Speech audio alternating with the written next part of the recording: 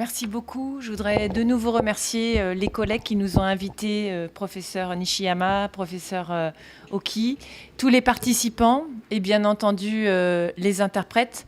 C'est un grand plaisir depuis hier de pouvoir observer quelle vision existe du CECR au Japon, mais aussi dans d'autres pays, comme à Taïwan. Et vraiment, pour nous, c'est une sorte de cogitation intense qui nous permet d'avancer dans nos propres réflexions, notamment en Europe, et en particulier, aujourd'hui, je vais m'intéresser à la France. Alors, je suis désolée pour les interprètes. Mon camarade précédent a suivi son texte et je ne vais pas beaucoup suivre mon texte. Voilà. Pour la simple raison qu'il y a eu beaucoup de choses qui ont été dites depuis hier et que j'aimerais aussi avoir l'opportunité de répondre aux questions, mais également de pouvoir poursuivre la conversation. Donc la commande, c'était de parler du linguistique, du social et de l'identité. Alors ce que j'aimerais faire dans cet exposé...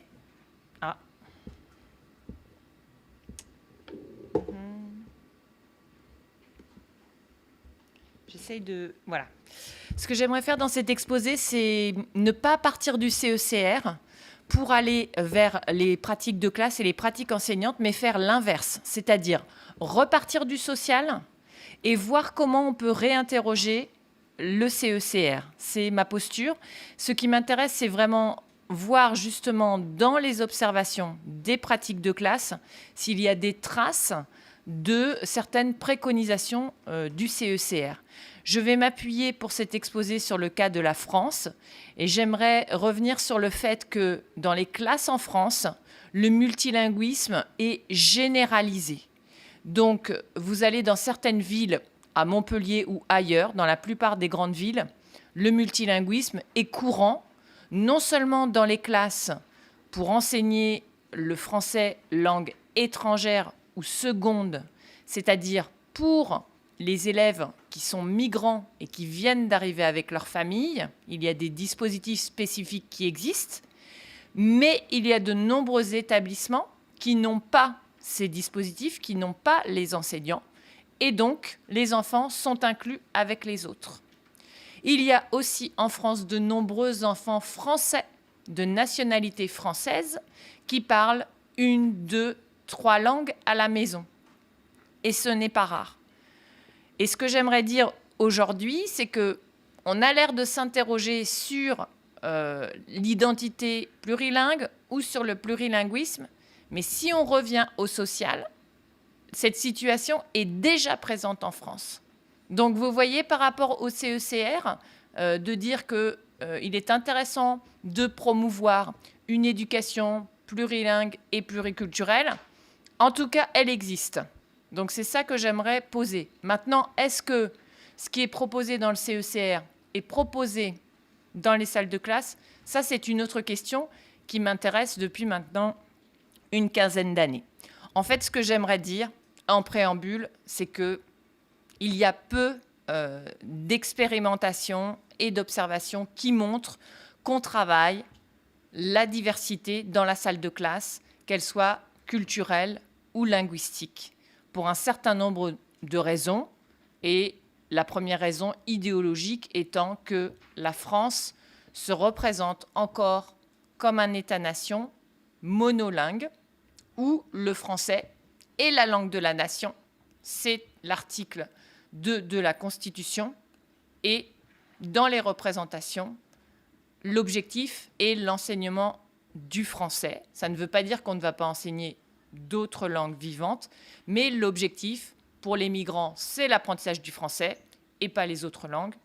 Et pour les élèves, bien sûr, apprendre des langues vivantes étrangères, mais les résultats ne sont pas très bons. Les résultats internationaux sur PISA ne sont pas excellents. Pas excellents en anglais, mieux dans d'autres langues romanes. On le comprend hein, du point de vue de la proximité du français avec d'autres langues, comme l'espagnol ou l'italien, par exemple. Mais pour d'autres langues, comme l'anglais, par exemple, les résultats ne sont pas extraordinaires. Alors, ce que je voudrais dire, c'est que finalement, on est dans une forme de paradoxe. C'est-à-dire On a bien montré depuis 2 jours qu'avec l'unification de l'Europe, on a essayé au niveau social de promouvoir le plurilinguisme et en même temps de promouvoir des politiques linguistiques, alors qu'en même temps, ce plurilinguisme, quand on va dans les classes, il existe déjà. Mais ce n'est pas forcément le même. C'est-à-dire que le plurilinguisme de l'Europe, c'est essentiellement les langues des États-nations. Ça n'a pas été dit vraiment ces 2 derniers jours. Alors que le plurilinguisme qu'on a dans les salles de classe sont constitués par les langues des migrants. Alors, en France, en ce moment, évidemment, on va avoir l'arabe, on va avoir le turc. Ce sont des grandes langues parlées en France. Mais aussi, pour certains, des langues régionales qui ont été éradiquées du temps de l'abbé Grégoire et avant le passage, justement, à la Révolution française, où, effectivement, il s'agissait d'éviter de parler le breton, l'occitan, par exemple, pour la région de Montpellier, donc éradiquer les langues régionales. Alors, ce qui nous intéresse ici, il me semble, c'est de revenir à la situation sociale, de revenir aux classes, de revenir aux villes. On a parlé hier de collectivités territoriales, que peuvent faire les villes, que peuvent faire les académies. En France, ce sont des académies qui s'occupent de la scolarisation, en s'intéressant, en partant vraiment du contexte, en s'intéressant aux langues et en s'intéressant aussi, au-delà des langues, aux normes qui sont parlées par les élèves ou leurs parents ou les enseignants. Car, comme vous le savez peut-être, les normes de l'oral en français sont très différentes et très distinctes des normes de l'écrit. On a une langue française qui est très flexionnelle à l'écrit, par exemple, et beaucoup moins flexionnelle à l'oral. Et ça, c'est même un problème pour les élèves francophones. Alors, encore plus pour des élèves qu'on appelle allophones, c'est-à-dire allophones qui parlent une autre langue que le français à la maison. C'est le terme qui a été choisi, c'est un bon terme, un mauvais terme, c'est une autre discussion, pour qualifier les élèves qui parlent d'autres langues que le français à la maison.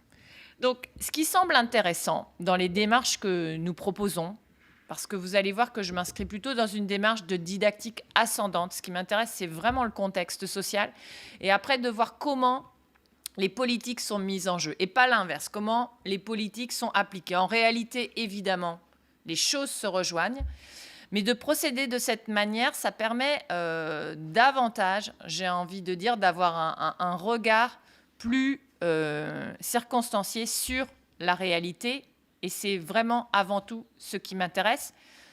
D'une part parce que je forme les enseignants de français langue étrangère et parfois aussi de langue vivante. Je fais partie du cercle de la formation des enseignants de langue vivante qui vont souvent, en France, c'est intéressant, chercher les enseignants de français langue étrangère pour leur expliquer comment comprendre le CECR, comment maintenant comprendre le volume d'accompagnement. Parce qu'en réalité, il y a une pratique. Par exemple, quand le CECR est apparu en 2001, c'était le retour de l'oral dans la salle de classe. Et pour beaucoup d'enseignants de langue vivante, il y avait encore des questions sur comment enseigner l'oral. Donc, on a fait beaucoup de formations sur l'enseignement de l'oral. Et probablement, avec le volume qui sort, et ça, je l'entends déjà des inspecteurs, ils se demandent comment travailler les notions de médiation, les notions d'interculturel, qui sont de vieilles notions didactiques, qui datent des années 70, 80. Mais dans la salle de classe, on ne sait pas très bien comment la travailler en pratique.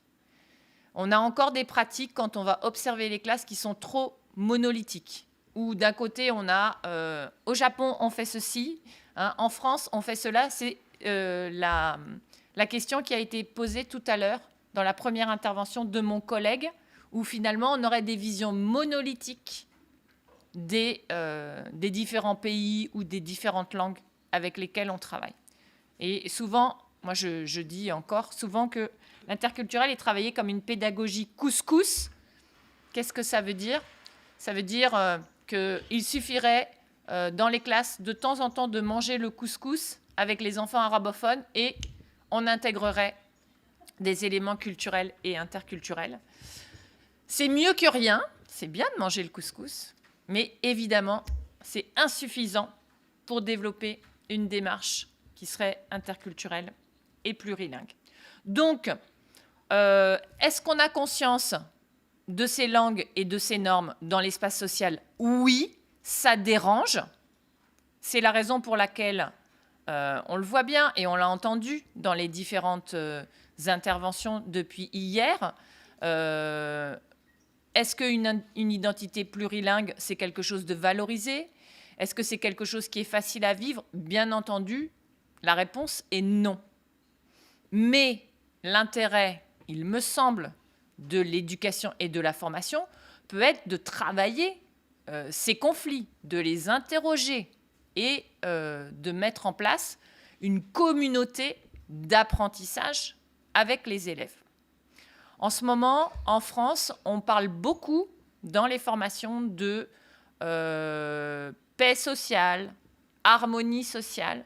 Les enseignants sont en recherche de ce type de formation parce que dans les établissements, la question de la diversité et de la pluralité fait ressurgir des situations où les gens vivent ou ont le sentiment de vivre du communautarisme, du rejet, et donc ne vivent pas forcément très bien la question de l'identité plurielle.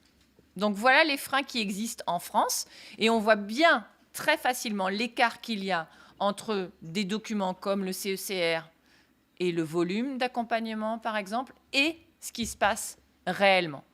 Alors, entre le CECR et ce qui se passe dans les classes, il y a évidemment différentes étapes, à la fois politiques, les ministères de l'Éducation nationale en France, le ministère de l'Enseignement supérieur pour la formation des enseignants, et par exemple, avec 2 collègues, sociologues et didacticiens, nous avons fait une enquête sur la présence de la formation à l'interculturel chez les enseignants tout court, pas forcément de langue, chez les enseignants. Extrêmement peu de cours sont proposés. Donc, on voit bien que les formations ne proposent pas ce type de contenu, à part en français langue étrangère et parfois dans certaines formations en langue vivante. Donc, il y a vraiment un écart très important. Et donc, à mon avis, un gros travail à faire. Donc, enseigner les langues, selon moi, c'est considérer l'ensemble des langues de l'espace social. Ça, c'est vraiment la priorité, si on veut savoir à qui on enseigne et comment enseigner. De considérer aussi tous les processus, évidemment linguistiques, mais aussi psychocognitifs, affectifs, de l'apprenant. On a parlé du plaisir, de l'intérêt, de la motivation, qui serait autrement que extrinsèque, ça veut dire qu'il serait à l'extérieur de l'apprenant pour avoir un bon travail, pour être un bon citoyen, mais aussi évidemment toutes les motivations qui sont internes. J'ai choisi l'espagnol parce que mon grand-père était espagnol, par exemple, en langue vivante, en France. Ou bien, justement, je n'ai pas choisi l'espagnol parce que mon grand-père était espagnol et a mal vécu cette situation. Donc, je n'ai pas envie de m'intéresser à cette langue. Donc, tout ça, c'est à prendre en compte, évidemment, dans ce travail. D'essayer de mettre davantage en relation les didactiques parce qu'il y a encore trop de... à mon sens, d'opposition, de contradiction et de mouvement de bascule entre les différents courants. Alors, est-ce qu'on apprend par des activités structurales ou est-ce qu'on apprend par des activités de répétition ou est-ce qu'on apprend par des activités qui vont mettre le sujet social en exergue? En réalité, toutes ces théories ont leur intérêt. C'est-à-dire que oui, pour la mémoire à long terme, c'est important de pouvoir activer des répétitions, de pouvoir réemployer pour mettre en place la mémoire associative. Mais évidemment, pour motiver l'apprenant, lui proposer des situations où il peut agir en tant que personne. On pourrait dire personne plutôt que acteur social pour englober l'être humain davantage dans ce qu'il est. Et ce que je voudrais dire aussi, c'est que l'histoire de considérer les langues déjà connues par l'élève pour apprendre d'autres langues, comme le français par exemple, langue étrangère, ça met beaucoup de temps à passer dans les formations des enseignants parce qu'il y a toujours, Emmanuel Huvert hier en a parlé dans son atelier, il y a toujours la peur de l'erreur ou de la faute en réalité et que la présence des autres langues génère des erreurs. Oui, la présence des autres langues va générer des erreurs linguistiques, des erreurs d'appréciation socio-linguistique ou pragmatique. Qu'est-ce que je dois faire dans cette situation ? Mais c'est un phénomène ordinaire de l'apprentissage des langues. Donc l'objectif, c'est davantage de l'intégrer comme un tremplin pour l'apprentissage des langues et ne pas considérer que l'erreur ou la faute est l'obstacle majeur à éviter. J'en ai parlé avec vos collègues à Osaka la semaine passée. Nombreux ont été ceux qui m'ont dit que pour des raisons de culture éducative, certains élèves ou apprenants ne désirent pas prendre le risque de faire des erreurs, souhaitent que l'enseignant explique la règle avant tout pour éviter les fautes.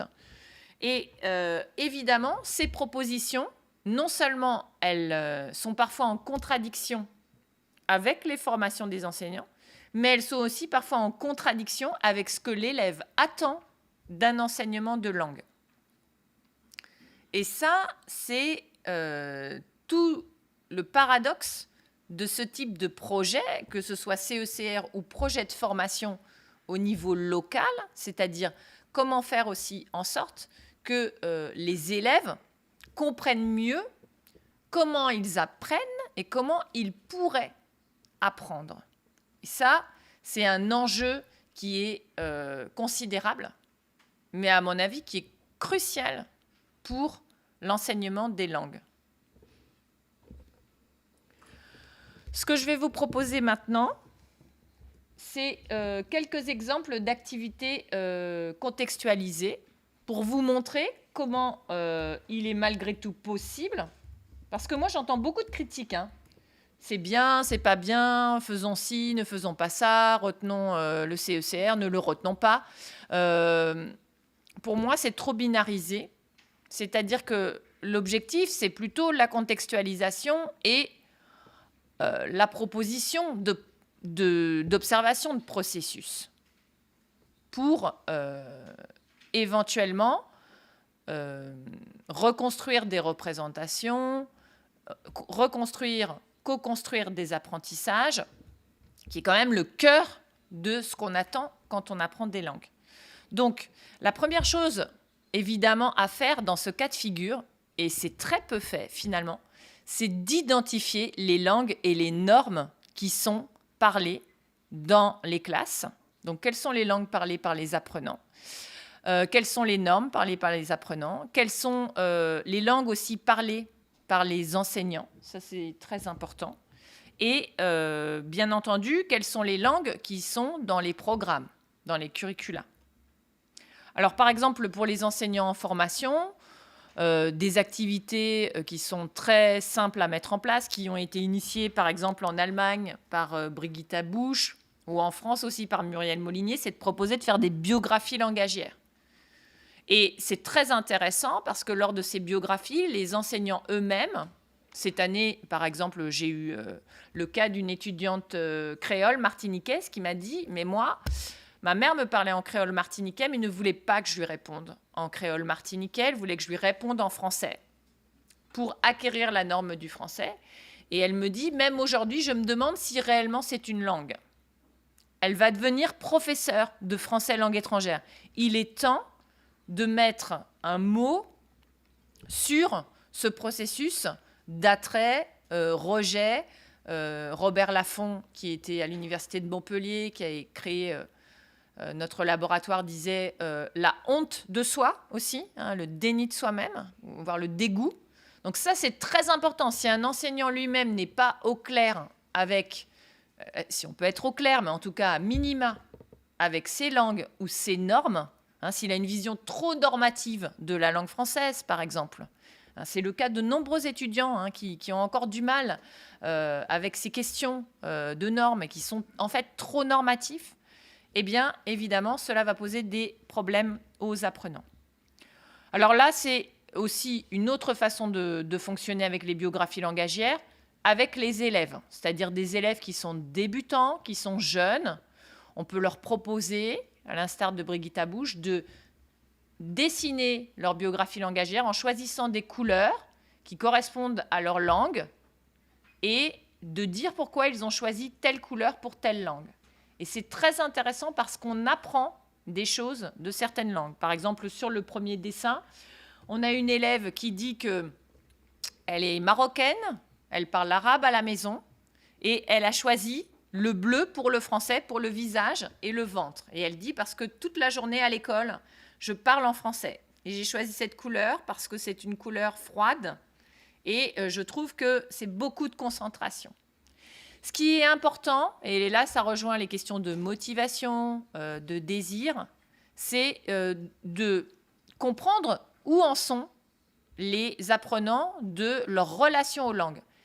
Ce n'est pas uniquement l'évaluation des compétences en langue, c'est aussi d'évaluer, de pouvoir regarder quelles sont les représentations et les imaginaires que les élèves peuvent avoir avec les langues. Alors, qu'est-ce qu'on fait après ça? Alors ça, c'est un vieux projet, mais je voulais quand même vous montrer juste un tout petit extrait pour que vous voyez un peu comment ça fonctionne. C'est qu'une fois qu'on a identifié les langues, on peut mettre ces langues en perspective. Alors, en discutant avec les collègues d'Osaka, ils m'ont dit « Oui, mais moi, mes étudiants, ils veulent être exposés au français, ils ne veulent pas forcément parler des langues qu'ils connaissent et éventuellement aussi les comparer ou les discuter. » Alors, c'est quand même dommage parce qu'on a déjà parlé du répertoire qui existe dans le cerveau de l'apprenant depuis plusieurs jours. Donc, si on dit que c'est intéressant de travailler sur ce continuum, il faut mettre ces langues en perspective. De toute façon, l'élève fait cette perspective puisque c'est comme ça qu'il produit des erreurs. Mais en fait, c'est comme ça aussi qu'il produit des phrases qui sont correctes. Mais sauf que quand c'est correct, nous, les enseignants, on ne le voit pas. On pense qu'il a bien compris. Non, en fait, il a pu transférer des connaissances d'autres langues. Je vous montre juste un extrait et après... Bien, alors les enfants, nous avons un problème sur les mots que nous avons étudiés, notamment sur le mot gomme, puisqu'en français, on ne va pas dire gomme, on va dire la gomme. Devant le nom de chose, eh bien, on utilise un petit mot qui s'appelle un article. Voilà. C'est ce mot qui va me dire si ce nom est au féminin ou s'il est au masculin. C'est ce mot aussi qui va me permettre de savoir si c'est du pluriel ou du singulier. D'accord? Et vous, vous ne me l'avez pas mis. Parce qu'en russe, il y a la fin, il y a, comme il y a plusieurs, c'est i, et comme... Le pluriel, c'est i. Oui, pluriel. Oui. Et une gomme, c'est pas beaucoup. C'est shorka, c'est comme ça. Bon, alors écoute, je vais le noter, je vais prendre un aimant, et donc je vais marquer ce que tu me dis en russe sur le pluriel. Donc c'est la lettre I. Ah, c'est pratique, dis-moi, pour écrire. Tu l'entends, cette marque du pluriel? Oui. Est-ce qu'en français, si je dis gomme, est-ce que vous savez si c'est au pluriel ou au singulier? Non, c'est les gommes, c'est comme ça. Ah, c'est ce mot qui va nous annoncer s'il y en a un seul ou s'il y en a plusieurs. Mais en plus, à la fin, il y aura aussi, comme en russe, une lettre. Quelle lettre? S. S.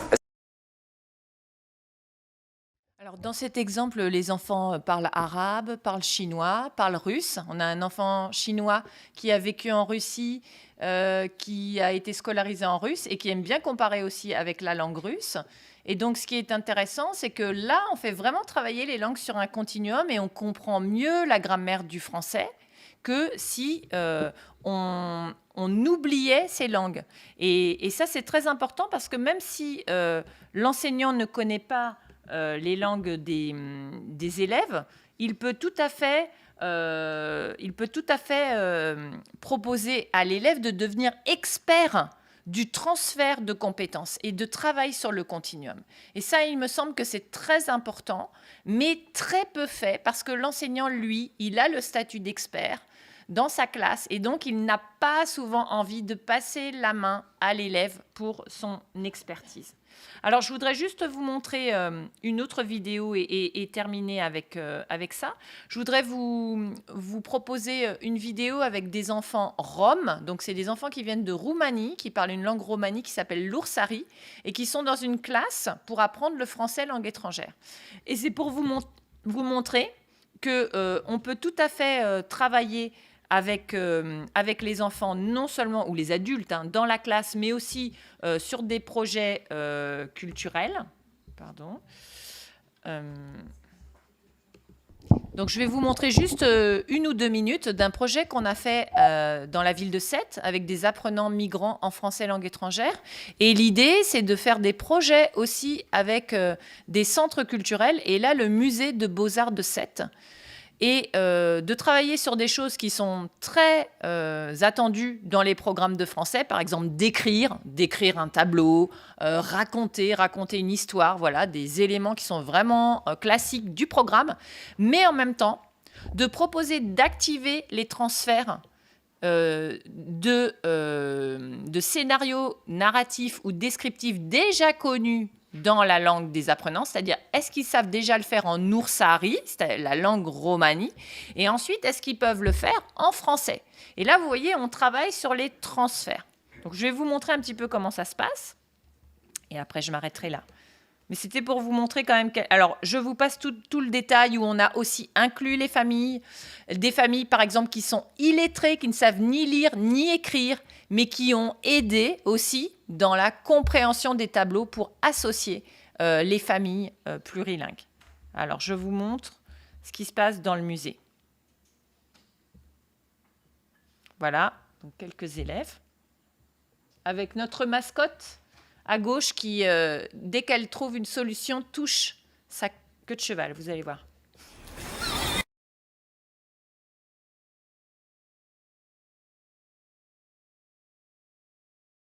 En fait, c'est un tableau qui représente et l'écriture qu'avant ça s'écrit comme ça, et ça ressemble beaucoup à 7. Quand on dit 7 feuilles ou 7 comme ça, ou je sais pas quoi. Et pour échanger, on a écrit S et T et. Ah, d'accord, tu sais ça. Oui. Est-ce que vous avez compris? Oui. Soledad, tu as compris? Oui. Qu'est-ce que c'est alors cette histoire de nom là? Est-ce que tu peux nous le redire, Soledad? Je raconterai madame. Bon. Vous voyez, ça c'est intéressant parce que les élèves ou les apprenants qui disent oui, oui, j'ai bien compris ce que le professeur a expliqué, mais quand on lui demande de réexpliquer, là, il est incapable de le faire. Et donc là, vous allez voir qu'on va travailler justement sur cette idée de continuum. Et il y a une élève qui va lui traduire en oursari, enfin plutôt qui va reformuler. C'est pas vraiment la traduction, c'est la reformulation. Et à ce moment-là, pour permettre de faire comprendre le message.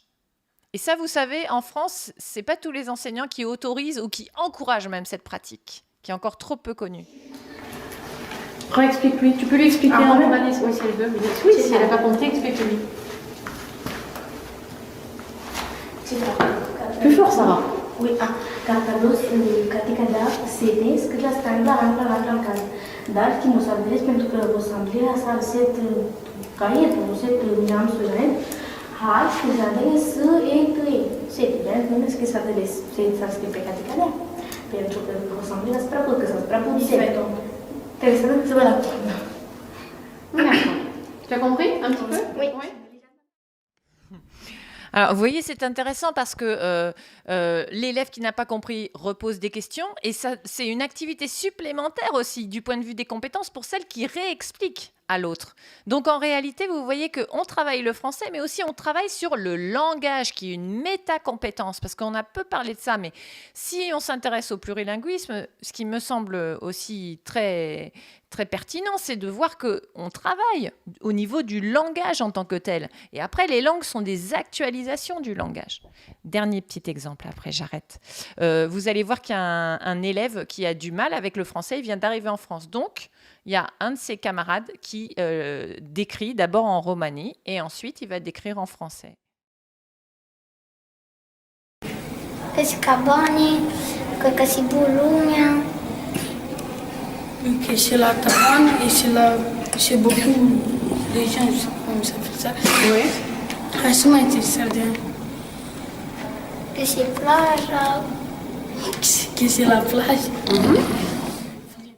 Vous voyez, le petit ne sait pas encore le décrire en français, mais il sait décrire en oursari. En tout cas, il s'entraîne à décrire et ensuite il va décrire en français. Donc on travaille sur des compétences langagères et ensuite on les transfère vers une autre langue. Et ça, à mon avis, c'est encore quelque chose qu'on peut travailler et qui n'est pas fait de façon, on va dire, exhaustive dans les classes.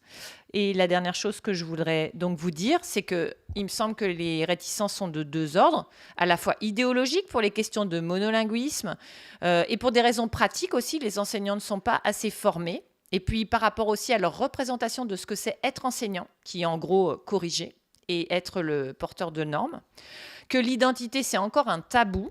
Ça, c'est sûr. Qu'il y a la peur du communautarisme. Est-ce que si on laisse parler les enfants ou les adultes dans d'autres langues, on ne va pas faire ressurgir le communautarisme? C'est toujours une représentation qui revient massivement quand on fait des enquêtes. Et donc, peut-être que effectivement, le CECR et le nouveau volume peuvent induire ce type de pratique. Mais peut-être pas. Ça va vraiment dépendre aussi comment les différents ministères vont traduire ces éléments dans les formations et comment les futurs enseignants de demain vont être formés. Je vous remercie beaucoup. Bon.